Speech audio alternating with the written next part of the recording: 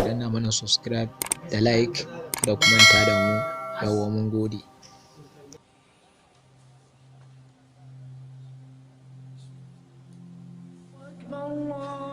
عن أبي هريرة رضي الله عنه عن النبي صلى الله عليه وسلم أنه قال: إذا أقيمت الصلاة فلا صلاة إلا المكتوبة.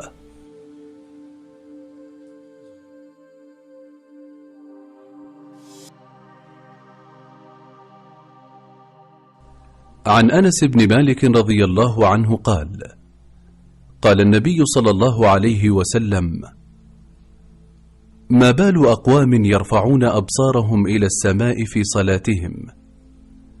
فاشتد قوله في ذلك حتى قال: لينتهن عن ذلك أو لتخطفن أبصارهم.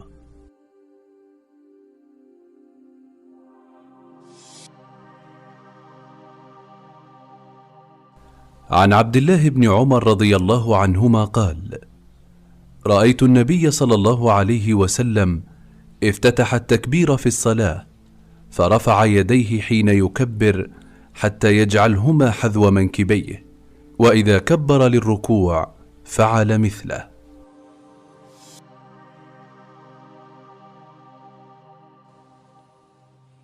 عن عائشة رضي الله عنها قالت: سألت رسول الله صلى الله عليه وسلم عن الالتفات في الصلاة فقال: هو اختلاس يختلسه الشيطان من صلاة العبد.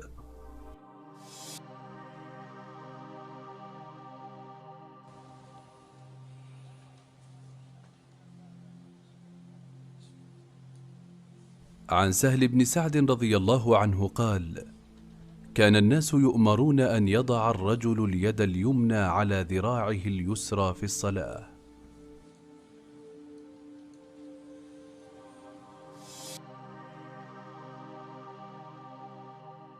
عن أبي قتادة رضي الله عنه قال: قال رسول الله صلى الله عليه وسلم: أسوأ الناس سرقة الذي يسرق من صلاته. قالوا: يا رسول الله، وكيف يسرق من صلاته؟ قال: لا يتم ركوعها ولا سجودها.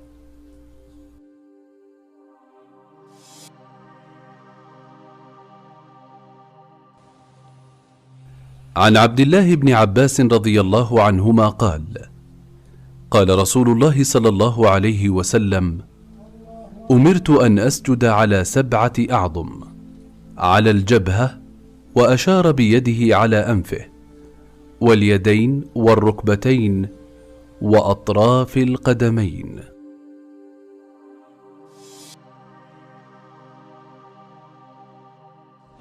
عن عبد الله بن عباس رضي الله عنهما قال: قال رسول الله صلى الله عليه وسلم: أمرت أن أسجد على 7 أعظم، على الجبهة، وأشار بيده على أنفه، واليدين والركبتين، وأطراف القدمين.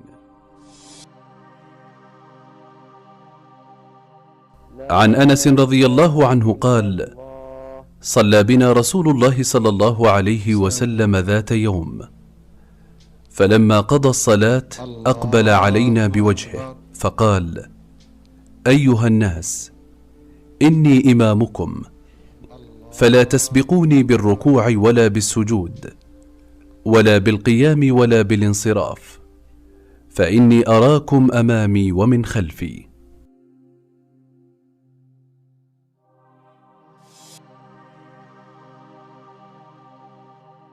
عن أنس رضي الله عنه قال: قال رسول الله صلى الله عليه وسلم: اعتدلوا في السجود، ولا يبسط أحدكم ذراعيه انبساط الكلب.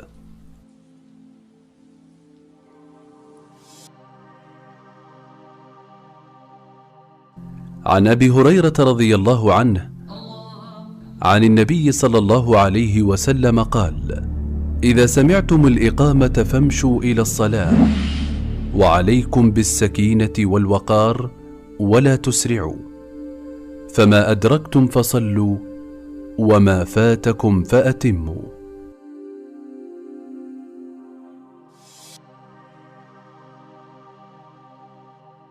عن أبي سعيد الخدري رضي الله عنه قال: قال رسول الله صلى الله عليه وسلم: إذا صلى أحدكم فليصل إلى سترة وليدن منها، ولا يدع أحدا يمر بينه وبينها، فإن جاء أحد يمر فليقاتله فإنه شيطان.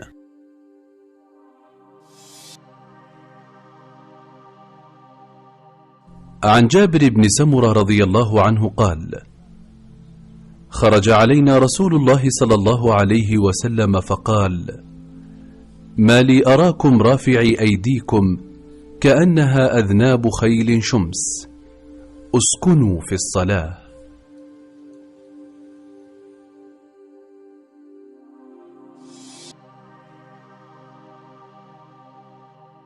عن عبد الله بن المغفر رضي الله عنه أن النبي صلى الله عليه وسلم قال: من وجدني راكعا أو قائما أو ساجدا فليكن معي على حالتي التي أنا عليها.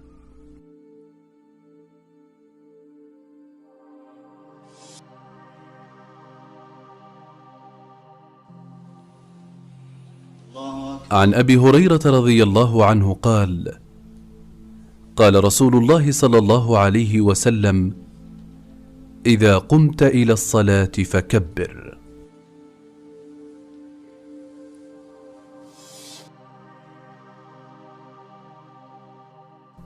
عن أبي سعيد الخدري رضي الله عنه قال: قال رسول الله صلى الله عليه وسلم: ألا إن كلكم مناج ربه، فلا يؤذين بعضكم بعضا، ولا يرفع بعضكم على بعض في القراءة، أو قال في الصلاة.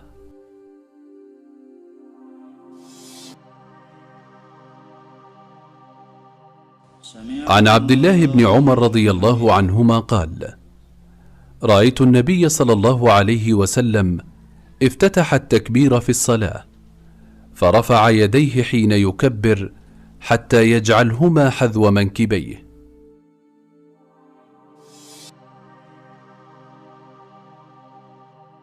عن أبي هريرة رضي الله عنه قال: قال رسول الله صلى الله عليه وسلم: ثم اركع حتى تطمئن راكعا، ثم ارفع حتى تعتدل قائما.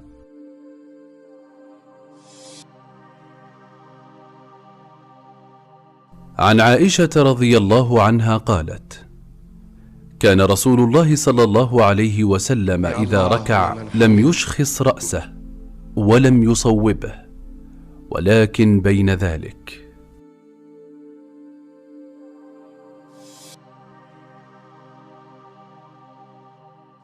عن عبد الله بن عباس رضي الله عنهما قال: قال رسول الله صلى الله عليه وسلم: أمرت أن أسجد على 7 أعظم، ولا أكف ثوبا ولا شعرا.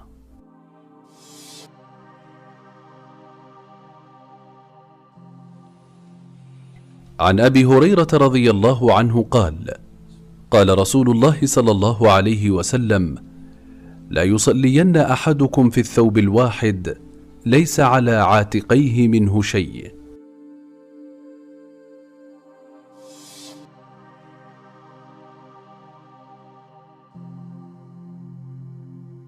عن أنس بن مالك رضي الله عنه قال: كان قرام لعائشة سترت به جانب بيتها، فقال لها النبي صلى الله عليه وسلم: أميطي عني، فإنه لا تزال تصاويره تعرض لي في صلاتي.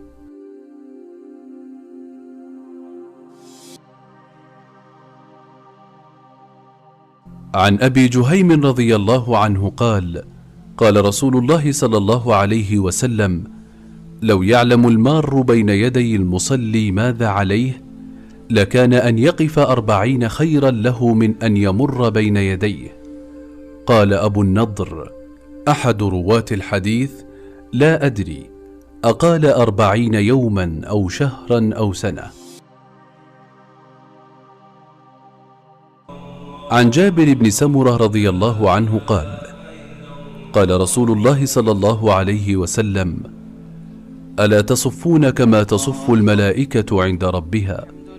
فقلنا يا رسول الله وكيف تصف الملائكة عند ربها؟ قال يتمون الصفوف الأول ويتراصون في الصف.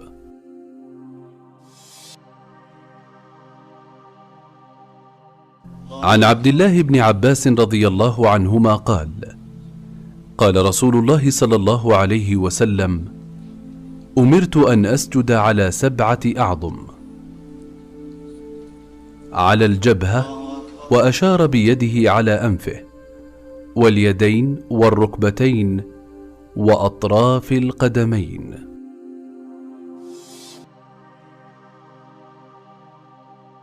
عن عبد الله بن عمر رضي الله عنهما قال رأيت النبي صلى الله عليه وسلم افتتح التكبير في الصلاة فرفع يديه حين يكبر حتى يجعلهما حذو منكبيه، وإذا كبر للركوع فعل مثله، وإذا قال سمع الله لمن حمده فعل مثله وقال ربنا ولك الحمد، ولا يفعل ذلك حين يسجد ولا حين يرفع رأسه من السجود.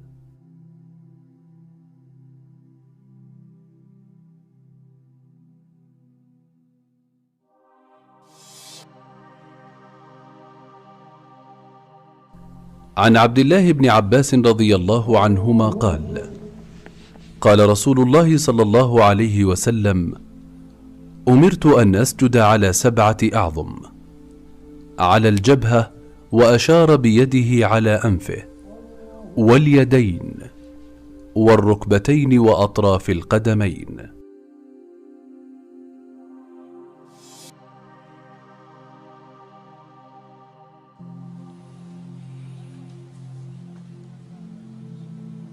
عن زيد بن ثابت رضي الله عنه قال كان النبي صلى الله عليه وسلم يقرأ ويطيل القراءة في الظهر ويحرك شفتيه.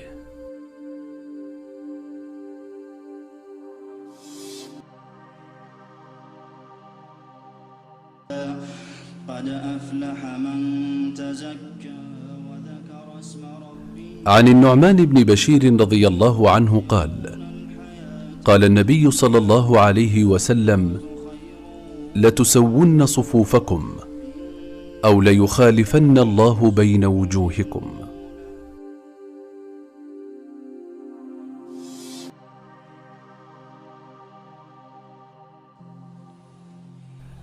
عن أبي حميد الساعدي رضي الله عنه قال حاكيا صفة صلاة رسول الله صلى الله عليه وسلم فإذا كان في الركعتين جلس على رجله اليسرى ونصب اليمنى.